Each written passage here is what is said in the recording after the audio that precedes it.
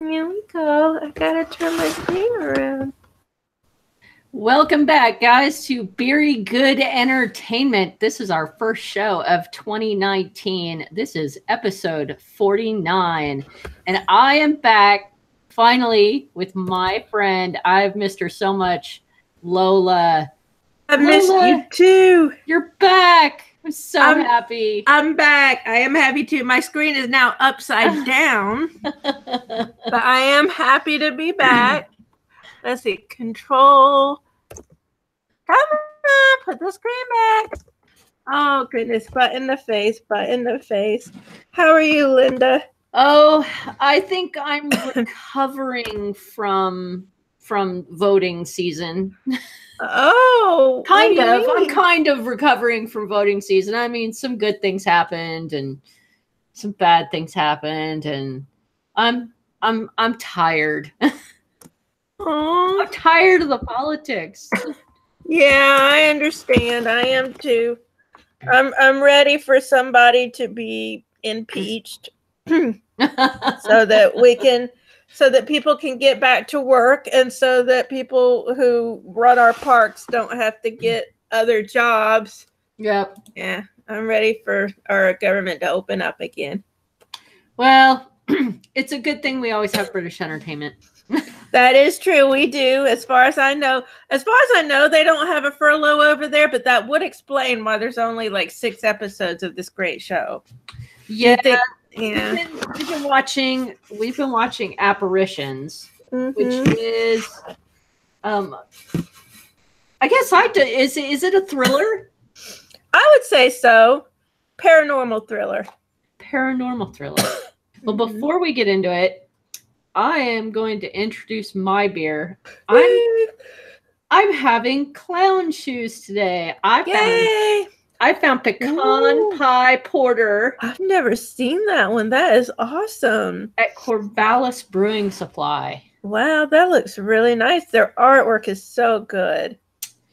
And this is 8%. So I'm going to go easy. That, you know what, the night is young, especially for you.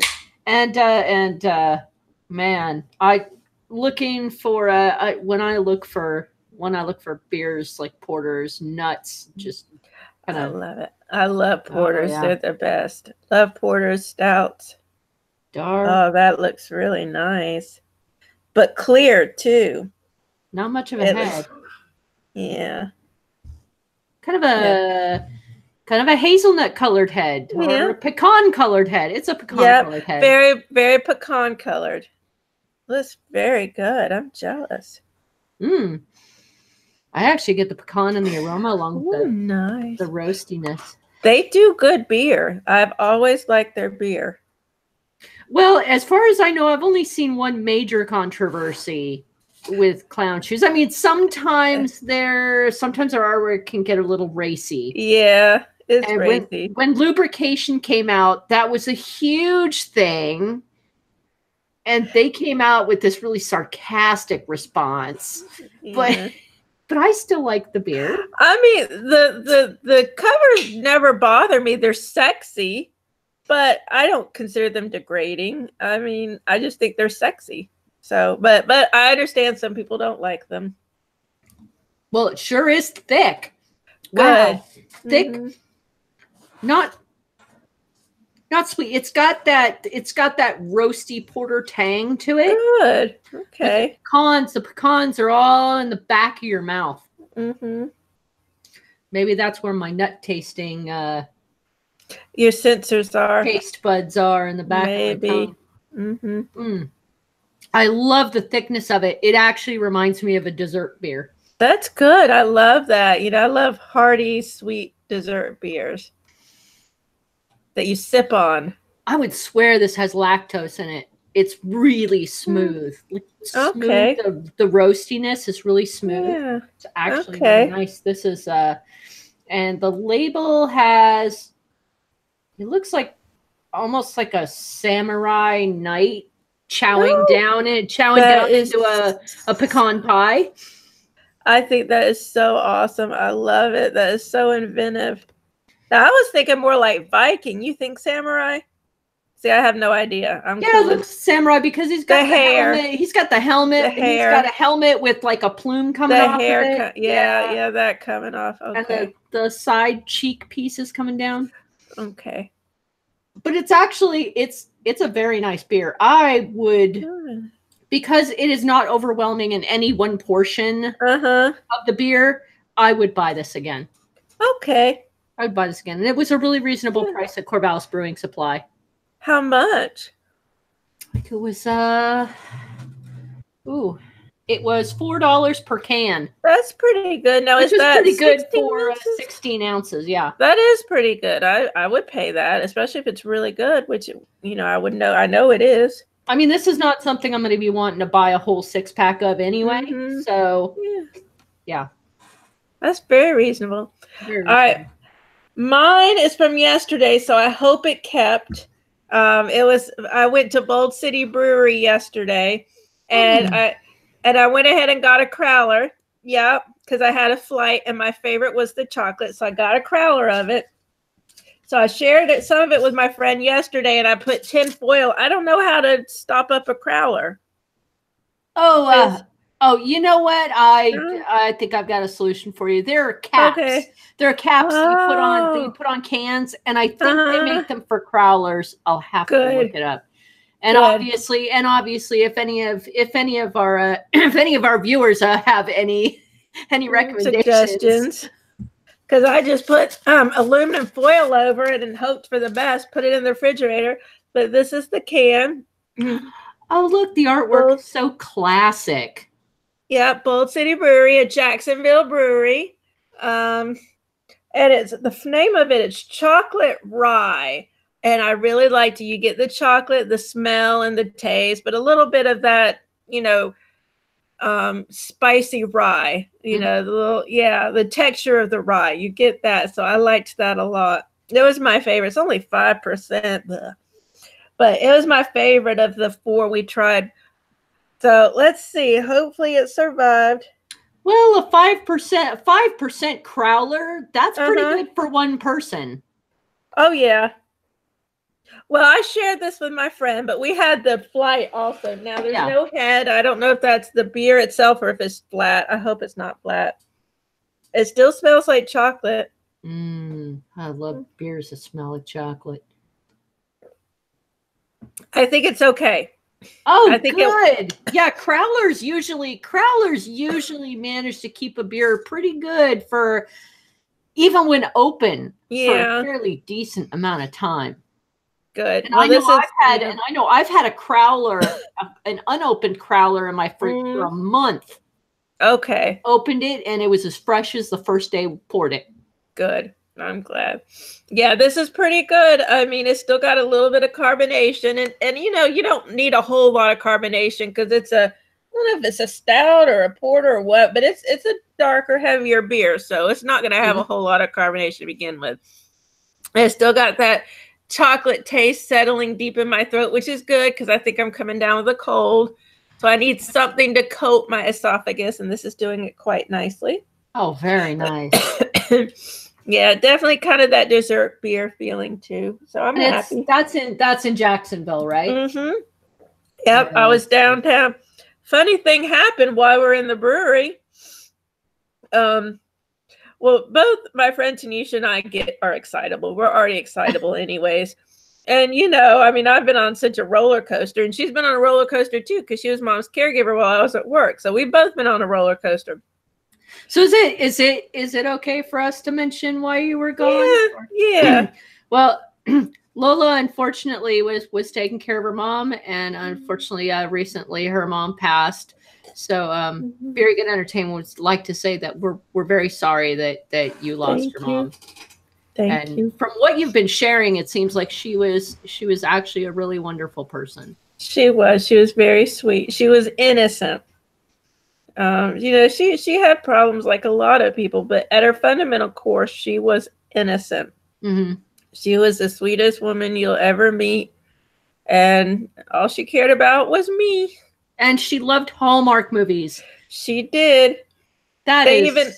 I mean, I don't usually watch Hallmark nowadays, but man, Hallmark movies, that's fantastic. Yeah. Well, I mean, a lot of the actors that we like are in these movies. Mm-hmm. The guy, Luke McFarlane from Killjoys, is in a lot of them. The young lady who's actually my age, I say young lady, but she's closer to my age, from The Librarians. I'm blanking on her name, but I can't remember her name, but she's in a lot of them. Mm-hmm. From Supergirl, and she was also in Merlin. She played Morgana in the TV show Merlin. Katie McGrath was in one. So a lot of the actors that we're familiar with are in them because they're filmed in Canada. And of course, most of the shows I watch are filmed in Canada. So it's kind of neat. Like a lot of the sci-fi stuff I watch is made in Canada. And even some of the British entertainment, bits and pieces of that can be filmed in Canada. Yeah. Well, an example, Orphan Black, which was on BBC America here, but it was filmed in Toronto. Yes. Yes. So, yeah. Now, is BBC America actually gone, or are they still doing shows? Do you know? Because they're still here, as far as I know. I thought I heard a rumor that they were gone, but obviously I took it as a rumor. So, well, I haven't heard anything about that. Now I'm Googling. It's got to still be around because Killing Eve was on BBC America. If Killing Eve comes on any of the streamer services, we should do that because that was a really good show. Yeah, it's still around because Killing Eve just won a bunch of Golden Globes. Oh, excellent. Yeah, have you heard of Killing Eve? No, I have not. I'm putting that. I am putting that on the list. Killing. Sandra Oh, she was on Grey's Anatomy for a long time. Sandra Oh plays an MI5 agent, even though the actress is Canadian. For some reason, she's supposed to be over there. I think she's married to a British dude. Mm-hmm. So she works for MI5, and she starts investigating. There's a female serial killer who's been terrorizing Europe. Not serial killer, assassin, who's been terrorizing Europe. And MI5 thinks it's a man, but Sandra Oh is the only person who thinks it's a woman. Yeah. So she kind of becomes obsessed and starts tracking her down herself. Excellent. It's pretty cool. I watched the first episode with Mom and Tanisha, and it's kind of funny because I liked it, but everyone else's expressions was like, "What is this? What is this? This is a Lola show, isn't it?" I know. It's like, this is so odd. This is so gruesome. But I liked it. I was like, it's cool. So speaking of gruesome, Apparitions kind of got with the young priest. Yeah. The way he was found, that was disgusting. Apparitions, now, did we agree we're calling it a thriller? Or I think so. I would say so. Because it's not really horror. It's not scary. Not to me, anyways. With definite, huge, massive Catholic overtones. Like very Catholic. It could have been created almost by the Catholic Church. It could have been created by them. It's more Catholic than like The Exorcist. Yes. The Exorcist, I mean, they don't go so much into the Catholic doctrine and all that. It's more about just The Exorcist. This is really going into the doctrine and everything. It was enough that it made me feel uncomfortable at first watching it. Because usually shows like this, click, but... overt, yeah. But this time, they started sneaking into other parts, and it kind of dragged me back into this reality check. I was just like, oh, I can't stop watching now. I'm too interested. The main priest was so fascinating. Yes, I love him. So he's so good. He is such a good. He also does a series called George Gently, which I like a lot. Now that is on Netflix, I believe. Yeah. That's a really good series. So Father Jacob was played by Martin Shaw, aka my father, because he looks exactly like my father, which is one of the reasons I like him. that's one of the reasons I like him so much. It's kind of creepy because I sit there and a part of me is like, Daddy. And another part of me is like, oh, he's hot. He's so hot. And yeah, I'm you know, like, he has a lot of those looks that we actually associate with, you know, with hot British actors. right. He's got the smoldering look, but he's mature and, you know, he's distinguished. And in this actual series, he kind of looks tortured. He does. Well, in a sense, he is, because, you know, everything is falling down around him, and he, you know, he stopped being sure of himself. That he said at one point the two people he brought in to this with him have been murdered, and he's doubting his abilities at this point, because he, if I remember correctly, the person he considered friend, who was like the top exorcist, ended up like possessed himself or something, right? The guy who was in the psychiatric hospital. Yes. Mm-hmm. Yeah, and the guy that, well, his friend originally went to prison, right? I think so. I think, okay, if I remember correctly, the older gentleman, the priest, the exorcist guy, did go to jail for what Michael did. Yes. If I remember correctly, yeah. So, and even the Catholic Church was kind of pushing exorcists to stop doing it. Yeah. Like, they didn't want to associate with that anymore. Right. Which there's the same kind of thing in The Exorcist, like the TV show The Exorcist that was on a few years ago. They say, actually, they're very similar now that I think about it, the two shows. They think, oh, that's old world thinking, that's medieval thinking. We're not about that anymore. Yeah. And so, well, you know, I'm not religious. I'm not Catholic, but, you know, there's a part of me that thinks, well, then what are you? You know, if you don't believe in all this stuff, what do you believe in? You know, it's kind of like having their cake and eat it too. They like the nice parts of religion, but not the scary, inconvenient parts. Yeah, exactly. I was kind of wishy-washy until the first real supernatural thing happened. Mm-hmm. Yeah. Because, you know, the throwing of voices, that's all explainable. The weird sounds, the extra knocks, that can all be explained logically in my brain. Yeah. Yeah. I'm sorry. When somebody flies. Yeah, that's pretty scary. Yeah. All right. To me, when that poor priest ended up flayed, that's when that was so disgusting. I was like, oh, and then the book. They made him into a book. Oh, yes. They took that was so horrible. And the kid was holding it and kissed it. That's so disgusting. Her mother's standing right there. Why would her mother not take this away from her? Why would Father Jacob not take it away from her? That's so disgusting. Oh, it was. See, some of the stuff got super grody. Gruesome. Very really gruesome. Which is different than some of the shows we see here. I mean, the shows here, they tend not to be that overt, you know. I mean, more subtle and more suggestion. This was all out disgusting. And the more I think about it, the more I think Father Jacob held it together pretty well. Because if that happened to people I knew, I would be freaking all over the place. And I would be like, I quit. Yeah. I quit. So the first guy that he did the exorcism on becomes his buddy. Yeah, Michael. That was really weird. So did the other nun. She thought it was weird too. She was like, why is he in here? Yeah. Yeah, it was kind of weird. What's up with Michael's wife looking like Alex Kingston? Now, I don't remember that. I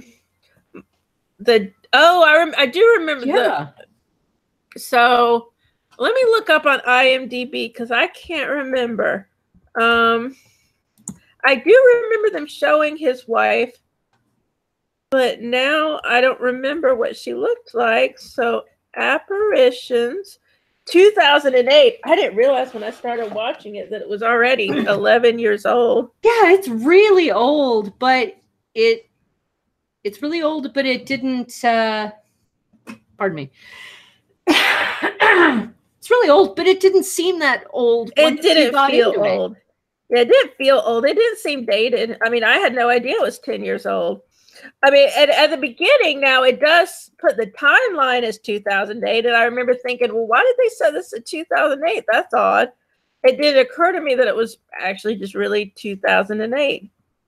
Yeah. I was actually really sorry that priest got flayed alive, because he was a genuinely nice person, and he had already gone through leprosy. Yeah, he did leprosy, cured by Mother Teresa. I was surprised they killed him, because he seemed such a focal point of the story. I mean, and they didn't wrap up the whole Mother Teresa thing. You know? Yeah. I mean, that would be controversial. They insinuated that she had been possessed before she died. So that's it. It wasn't episode 1. It was episode 2, that we saw Michael's wife. See, and I'm looking at the IMDb, but there's so many characters. I'm not sure which one's her. Donna or Sarah. They don't have a photo of his wife. I don't even see Michael. Where's Mike? Oh, is Michael was played by Rick Warden. Oh, okay. They have him as S0rceress. I guess that's the demon's name. That's the demon's name. Okay. Yeah, I don't even see her in here. Do you know which one is his wife in here? I don't remember her. I actually don't remember her name. I just remember thinking that she looked like Alex Kingston from Doctor Who. I just remember thinking that, because like the shape of her face. Oh, this might be her. Hold on. I'm going to put another link in. Tell me if this is her. I'm not sure if that's her or not. Oh, no, it just took me to the... Wait, did I click on the right one? Oh, hold on. That was the same thing. I don't know why, but sometimes when I copy, it doesn't actually copy. Now, y'all are on Linux, so you may not have that happen, but I'm on Microsoft, and it just doesn't copy for some reason. I don't know why. Okay, try that. Yes, Elizabeth Barrington. I know her from other things. She was on a show, another miniseries that I liked. I'm trying to remember. Let me look at her filmography. Oh yeah, Kim. That's what her name was. Kim Portman. Okay, she's been in a lot of stuff. She was in Black Mirror. Yeah. The Syndicate. She was in. There's a mini series called The Syndicate. I think it was on Acorn, and she was in that. That's where I know her from. But she does look like Alex Kingston. She's got the red curly hair. Yes. And the shape of her face just seemed, and her eyes and the way she stood just seemed, the attitude reminded me of Alex Kingston. Definitely Spitfire. Yes. Yeah, I like her. She's pretty neat looking. Yeah, I liked it. I really liked that show. I'm pretty sad that they decided to just not make any more. I mean, I kind of get it, but it was actually really good. It was. I feel like there must have been a story behind that, because they left it hanging. I mean, It didn't end. There was still so much. I mean, the demons were supposed to take over the world. And I mean, they warned the father every time he did an exorcism. The demon would warn him that exorcising me will only make us stronger. and we're Wow. going to come back in force for you. They were going after him because they wanted to destroy the person that had the ability to destroy them. Yeah, for some reason they knew that he was powerful, and they singled him out when he hadn't even thought about himself in those terms. Yeah. They came after him. He was just like, I'm here, I'm at a church, whatevs. But yeah, they inserted themselves into his life. I love the fact that he carried around the little case that was supposed to have a piece of the cross, and it had nothing in it. And yet the demons believed it had a piece of the cross. Isn't that great? Well, I guess that kind of shows they're not all-knowing. No, exactly. That they can be fooled. Yeah, they can be fooled. And that's good. I mean, that's the only advantage he has when you're talking about supernatural forces, the fact that he can outsmart them. Yeah. And that's good. I was sad when Michael ended up with the demon back in him. I was rooting for because he worked Michael. so hard. I felt he kept telling people and telling people and telling people, and people just didn't believe him. Right. He just never believed him and never gave him the help he was asking for. He begged for help. And like people were all, even the father was just like, "Oh no, it's up to you. You'll be fine. The demons. You'll be fine. You'll be fine." Yeah, he left him alone in the church, and the demons got into the church. That's like taking a person who's newly off cigarettes and walking them into a cigarette store and just leaving them there. Actually, it's a lot like drug addiction when you think about it, because he did kind of seem like a druggie. Because he was a vagrant, and he kind of had that, feel like addiction almost. He was so vulnerable and so, weakened. And I just wanted to protect him, and he wasn't getting the protection he needed. And he had his family, and I guess something happened. It didn't explain very well what happened in the family. Yeah, it must have been a drug problem or something, maybe, or a trauma to kind of hurt him. Yeah. And I'm not sure whether he let the demon in before he left or whether it took advantage of him after he left his wife and daughter. I got the sense that he was possessed when he was with his family, and that's why he left. But I could be wrong. I could have been misunderstanding. But it's kind of weird. It never said whether he asked for help? Oh. Go ahead. Well, I was going to say, now I remember he had the demon when he was in Afghanistan, because he and the fellow soldier who was blinded, I get the sense they probably got the demon when they were in Afghanistan. Or was it Afghanistan? Or no, Bosnia. It was Bosnia.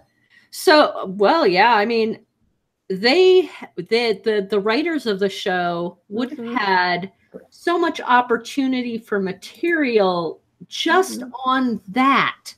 Yeah. I mean, talking about, the horrific emotional trauma that you have to go through conducting a war in another country. If you're, religious and Catholic and believe in possession, how many people could be vulnerable to that? Well, and already, I mean, you've been in this circumstance. I haven't, but it seems to me like it tests you as a person, and it can change you, and it can take people who are generally peaceful, easygoing people and turn them into monsters. And I got the sense that's what happened to him. I guess he was already possessed when he raped the woman. Because he raped the woman. Definitely he was. Because I think that's how the son was susceptible to seeing the Virgin Mary or seeing the demons. Yes. So I guess, I mean, he did horrible things. He raped that woman, but he was already possessed. So I'm guessing the demon came through in Bosnia. I guess several demons, because his fellow soldier was also possessed. And they never really went into detail about how they got possessed, did they? No, they didn't, which I thought was kind of a shame because fictional wise, that was an opportunity right there. That was a huge opportunity for later on if they wanted to do this gigantic war of demons, you know, of demons versus Catholic priests, where he has to go and convince, you know, the Vatican that this is actually a war. Right. There was so much material there. Just they could have explored so much. They could have done more than 6 episodes. They could have done 12 just in the first season alone. Yeah. Now speaking of rape, the rape episode, I came a hair's breadth from shutting it off. I know. It is rough.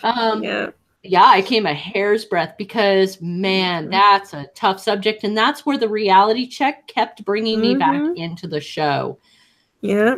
Because they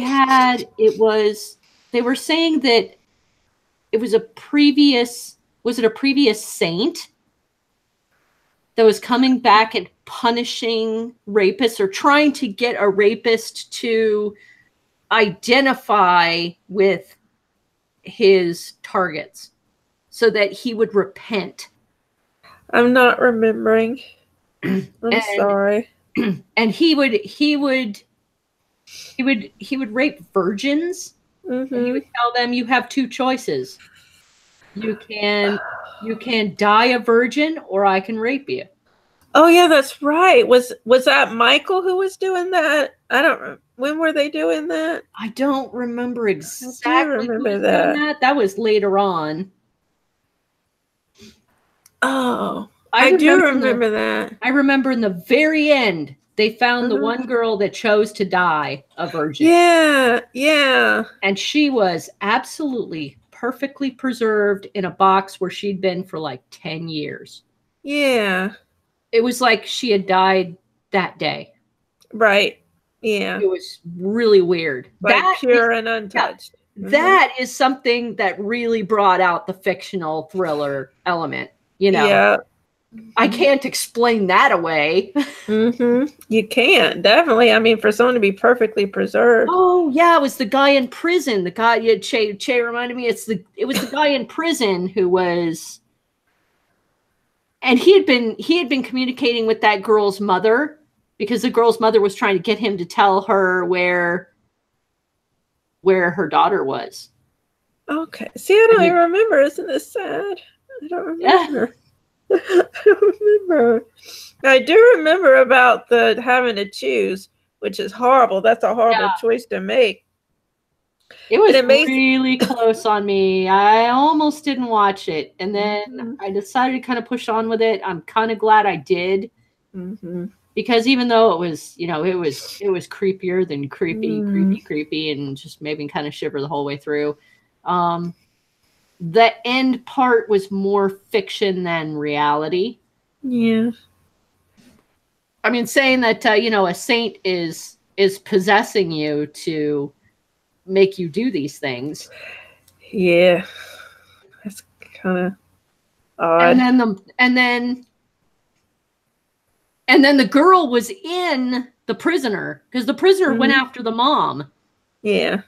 And the girl was in the prisoner and told her mom where to find her. Yeah. Oh, I know. See, that's a good thriller. Is kind of supposed to make you like go, ew. I know. It's like it gives you chills. It's like, oh. Well, especially when you think, I mean, in prison, you would think no one can get to you. You're in prison. I mean, you would think the outside, obviously the inside forces can get to you, but you don't think about outside forces. Yeah. And it just makes you even more vulnerable. And I'm still not sure he ever really repented, which means by the Catholic faith, he didn't go to heaven. No, definitely not. Yeah. One of the things I liked about the way that the father and the nun interacted with the Muslim characters, I liked how respectful and responsible they were toward the Muslim characters. Like when when the little girl said it showed. No, I mean when the boy said it showed my father and he was burning in hell, and the Jacob was like, no, your father is not burning in hell. Virgin Mary would never show you that. Now, some Catholics might say, well, yes, your father is in hell because he didn't believe in Jesus. So I'm very glad they didn't take that tack. I'm glad they didn't take that road. He was very respectful. Mm-hmm. He took the high road, and I really liked that. That showed a good amount of skill on the writer's part, that they didn't take it there. They did not use this show to actually use as a platform to preach. It wasn't a pulpit, and I liked that, because that would have turned me off right away. I don't want to be preached to. I don't need that. So they threaded that line very well, and I liked it. And even like Father Jacob, you could tell the actor is so good that you could tell there were certain doctrines of the church that he didn't agree with, even though he never said it. Like when they wanted to throw the gay priest out, he was fighting to keep the young priest in. Mm-hmm. And of course, there's one thing that I don't like.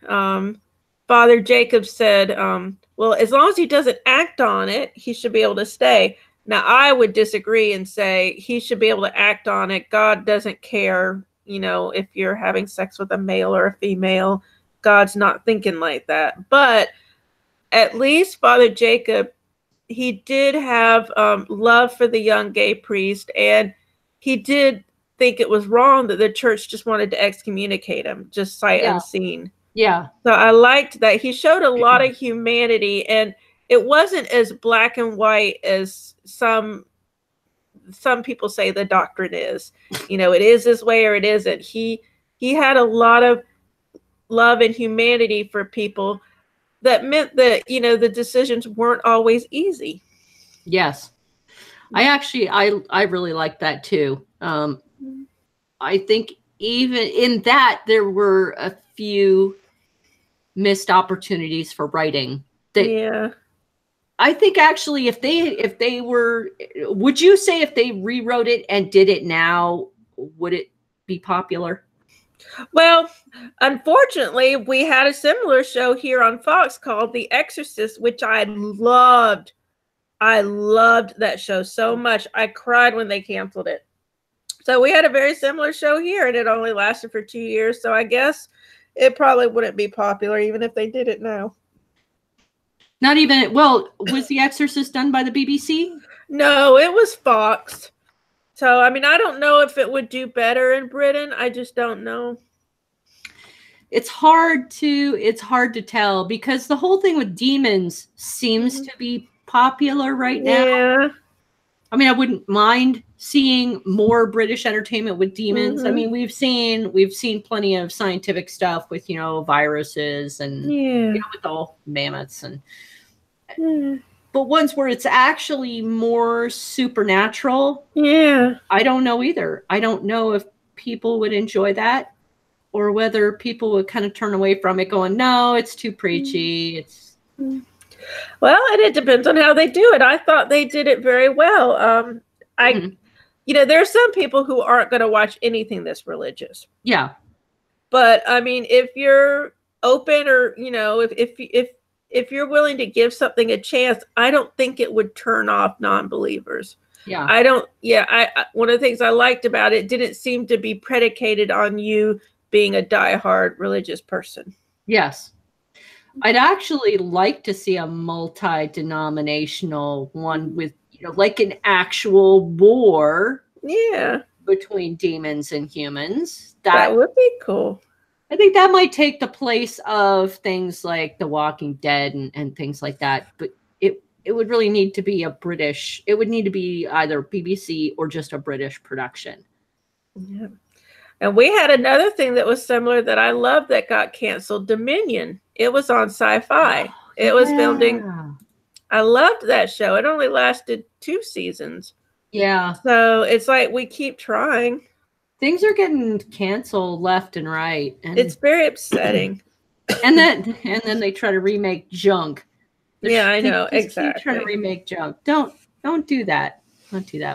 Do new stuff. We have plenty of really great. If you want to base it off books, how many independent authors out there? Tons. And how many screenwriters waiting in the wings for you to just pluck them out of obscurity and shove them on the screen.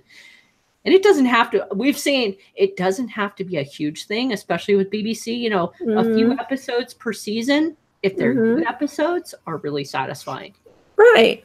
That means you keep out the chuff and you only keep the stuff that matters. Yep. It's leaner when you only do 6 episodes. Yeah.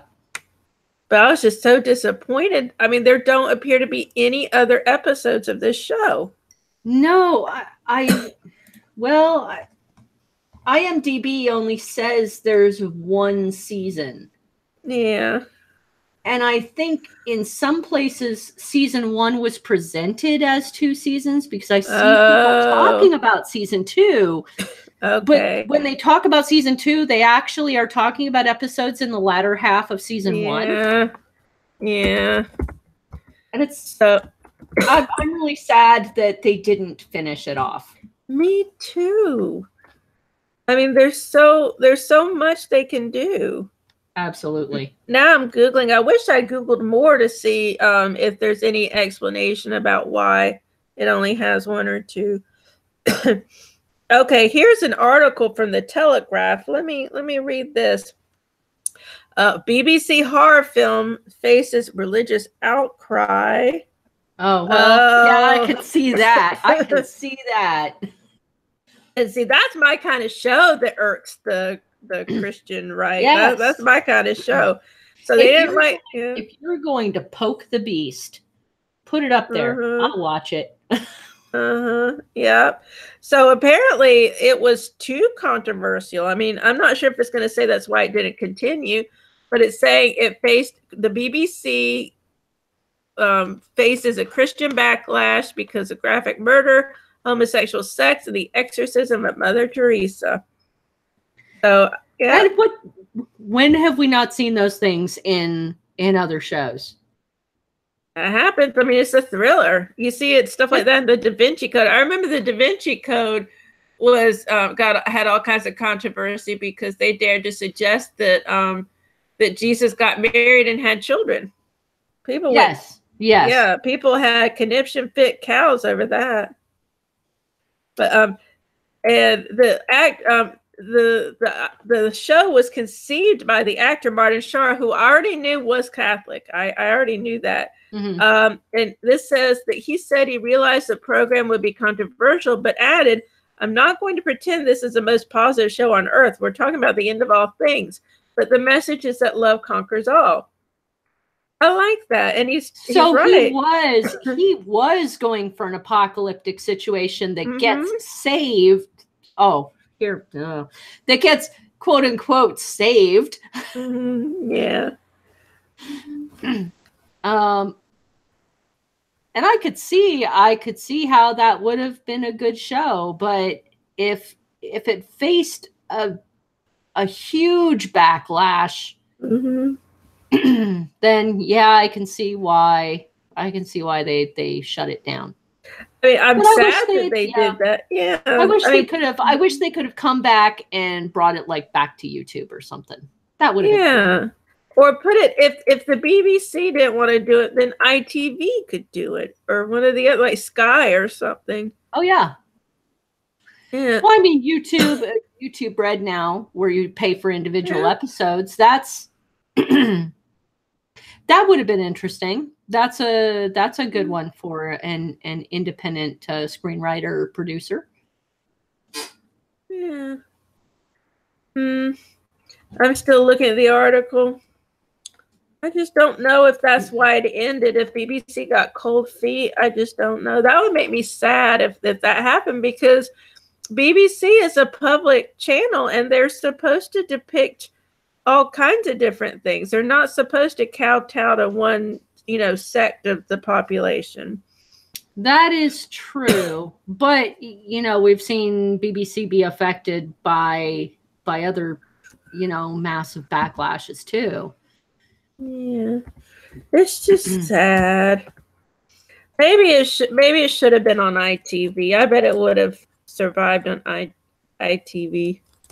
Probably, but I mean, it actually did have the visuals were pretty good. They were.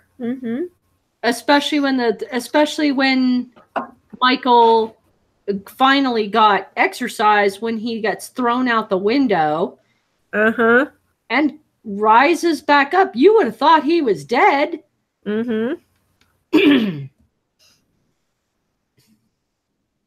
But those, you know, the visuals were pretty good. Those would be kind of expensive to do on your own. Yeah, it probably did cost quite a bit of money. And there were places there that, you know, actual churches and places like that you wouldn't. It would be difficult to have access to if you were just a small indie producer. Yeah. It's not like you can just walk up to a Catholic church and go, hey, we're doing a Catholic thriller where we want to, you know, like make fun of you guys, and, you know, or go to the Vatican. Go to the Vatican. Yeah, we're gonna hang out in Rome and film this series. Don't worry what it's about. It'll be fine. It's fine. Don't worry about it. Fine. And I guess along the lines of what you were saying before, it probably would have done better now because horror has had an uptick. I think ever since The Walking Dead, horror has been more saturated in our culture the last 10 years. Yeah. Especially, we have movies like The Conjuring and I forgot the name of the other one, but, you know, there are a lot of horror movies now. In 2008, 10 years ago, that was before The Walking Dead. So we probably didn't have as many horror movies back then. So maybe they were kind of, you know, a little too soon. And remaking it and things like that. Yeah.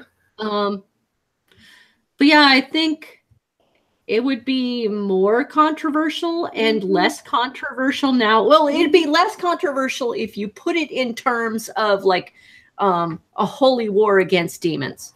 Yeah. Because I think demons could totally take the place, because we have come to a place where we are kind of done with zombies. I've been done for a while. Yeah. We need to let them rest. Yes. Rest in peace, Rest zombies. in peace for a little while. Rest in peace. Yep. We need something to take the place, and I think demons, because demons, you can put demons in such a huge variety of fictional instances. It'd be great. It'd be fun. And you don't always have to have makeup or costumes, because most of the time they just have the appearance of a human. And if you have a good enough actor, they can make them seem demonic. And I personally have, well, I'm not religious. So, I mean, I personally have no problem with them poking it at any religion at all. Yeah. I mean, it's fiction. I mean, it's fiction to me. It really is. Yeah. I mean, I'm not saying I don't believe, but I don't definitely believe. I'm agnostic. So to me, it's I believe. I wonder enough about it for it to scare me. Like, what if it is true? But also, I realize it's fiction and it's not true. Yeah. I don't think they should be jumping on the pulpit saying, you know, oh, this religion's better than this religion, or this entire religion is all bad and everybody in this religion should just die. That is totally not it. That's so wrong. Every religion should be on that fictional table for you to kind of use. If you are taking yourself so seriously that nobody else can manage to use your religion in a show, you're probably taking yourself too seriously. Well, I've always thought, if your faith is strong enough, then what does it matter what Martin Shaw does, what the BBC does? If your faith is so strong, nothing can shake it, right? Yeah. So why? Yeah, that's what I've always figured. I'm like, what's it to you? But then again, Again, I'm not religious. Yeah. I mean, I was baptized Catholic, but oh man, I just don't feel it. I don't feel it. And it's okay. It's never gonna happen. It's never gonna happen. No, I know nothing. no. I know very, very little about any of the religions. Yeah. I mostly know what I've seen on TV. So I don't. Well, that reminds me, as far as the stuff they were talking about Islam, the father said that the Virgin Mary has been seen in the Quran, and I'm like, I don't know if that's true. I don't know if anything they taught about the Quran was true. Well, I know Jesus was a prophet in the Quran, which I like. I kind of think he was too. That's always been my. And see, I didn't know. Yeah, I actually didn't know that. Obviously there is some interaction between religions there. Yeah, I think that's kind of neat. As long as they're not touting one religion over all religions, Definitely I think it's fair. I think we all have our opinions. I think they're opinions, and you can say that your religion is great. That's wonderful, but don't be harmful to another person because they don't share your beliefs. And if you can make a movie that scares me enough that I have to lock my bedroom door in order to keep the demons out. Yeah.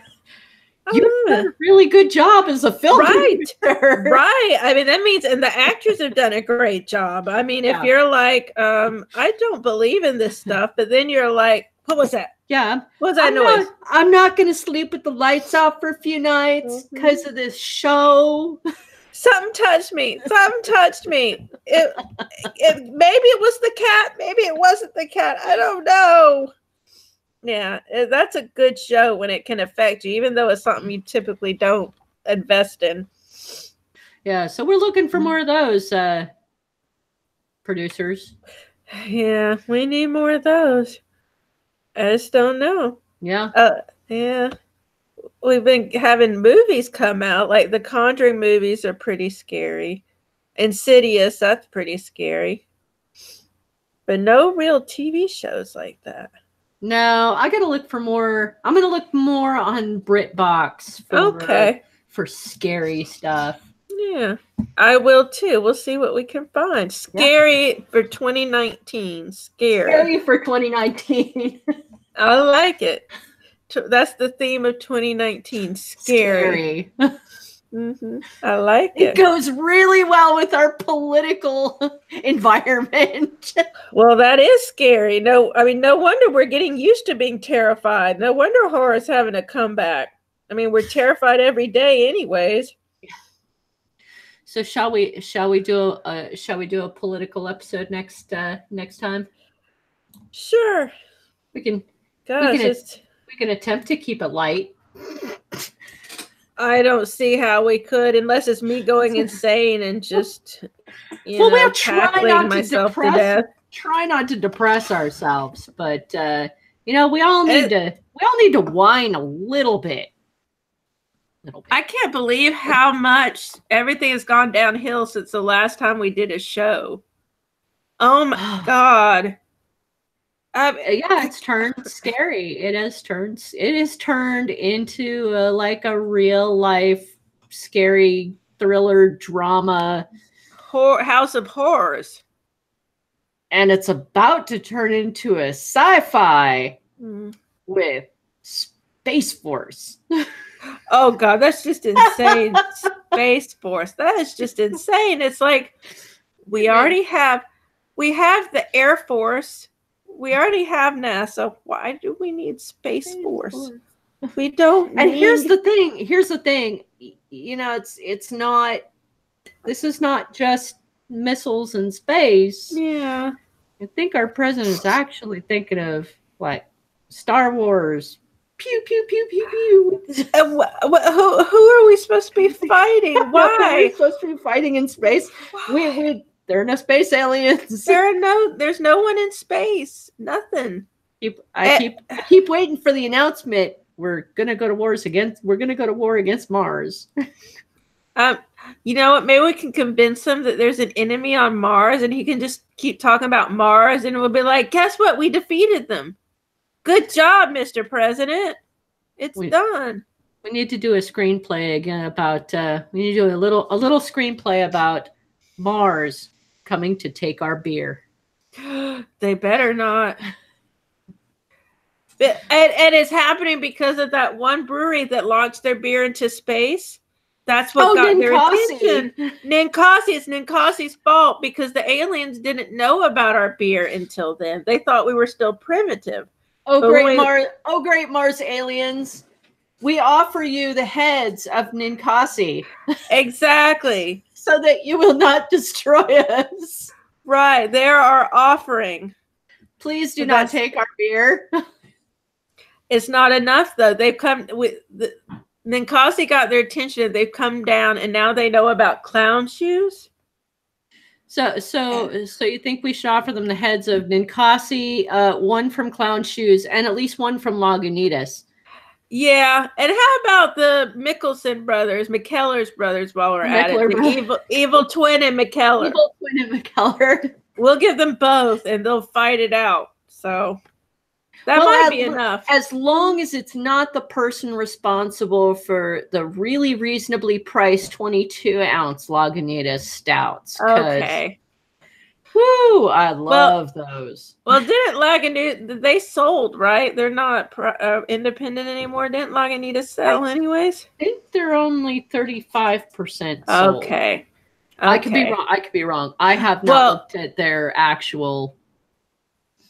I have not looked at their status in a long time. Well, we'll offer the part that is not employee owned. You know, I still respect Lagunitas quite a bit because I can get a reasonable. It is good. I can get a reasonable, really good tasting Lagunitas, but you know what? I still can't get Sam Adams, and that's such a shame. I got tons of Sam Adams. I think the black hole in Oregon, the Sam Adams black hole in Oregon is growing. It could be. And nobody from Sam Adams will talk to me. That's so sad. Nobody will tell me why I can't get Sam Adams. The only Sam Adams I have seen within like a 10-mile radius is Sam 76, which is a good beer. Okay. I don't want to drink it all the time. Yeah, you want different ones. I got a variety pack. I have a Bach. Yeah. I miss the chocolate Bach. That's what I have. I miss the cherry. I miss my mix packs. That's a shame. It really is a shame. You should write them and say, do you think we're not American? Just because we're on the West Coast? Just because we're not in freaking Boston, Mr. Sam Adams? You think we're not American? Eugene can get it. Oh. There are parts of Portland that can get it. Okay. I don't know about Salem. I haven't looked in Salem. I guess I should take a car up to Salem and see if I can do it. You could do a big beer run. I know it takes money. It takes money. But yeah, you can rent a car and do a big beer run. So for those of us who would like to support me. Exactly. Go fund me. Go fund my beer. Go fund my beer run. Oh, wouldn't that be awesome? That would be worthy. Go fund my beer run. If only I had like an RV, you know, like go fund my beer run for going and, you know, actually beer tour. Beer places, and you could do a beer tour. Take the RV. Yeah, take the RV out, go to different places, broadcast live. I think it'd be awesome. Then you could have a tip jar. Yeah. That would be awesome. I would love that. There are 2 tip jars here. What are they for? One's for the band, one's for me. Yeah. One's for the upkeep of the RV and the other's for beer. Put the most money in the one for beer. Put the one for beer. Put the 20 in there and put the $1 in there. Yeah. I still think that would be cool. I think you and Chase should get an RV. The beer RV. I think it would be great. Well, I think on that note we've been in here for an hour now. And it seems like a good time to wrap it up. What do you think? Sounds like a plan to me. Well, I am so glad that you're back, and I really hope that we can have lots and lots of fun discussions. Me too. For 2019. Me too. Horror and I would say politics, but I already said horror, and that encompasses politics. So I'm being redundant. Well, guys, we are back. Very Good Entertainment, the superhero women of the world. This has been episode 49. You guys have a great beer. Have a great night.